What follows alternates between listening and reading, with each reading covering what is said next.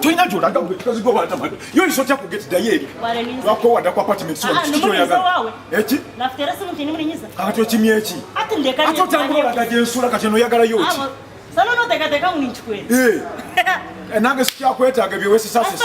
Oyino obuseko bw'ekibbi wantama ku apartment sigo mukazi. Ari nakwibirebere kenkanyi babandi. Ato babani. Babalanga wendi. Tambula ogere sine kyenkwagaza olabika ozunza na birwadde. Tekikazi kyantameke sikyagala wano ku apartment. Kiki kyoyagala? Yo mubuza musiza kamurugwa karikonkananye sibonyo n'ibinyizo mihanda yange. Musajja go badde. Oyo omukazi muyaye tumukoye ku apartment so ntolina gwatapta. Oli musajja mukulu oli ku mwana. Kati nawe ate nawe kummanya ndi musajja mukulu fuluma sere. Nawe genda. Kati nawe ate nawe nja kugata mu bintu mwentamiddwa. Omusana ategera sabwasisa kuri manyizo mihanda yange. Oli mukazi mulungi kasajja akakoyesi. Neno kwaso. Amusaka mukunda kaburuburiya. Umuka murugwa kare nyowe ndiyo mbyanje. Mwesasi.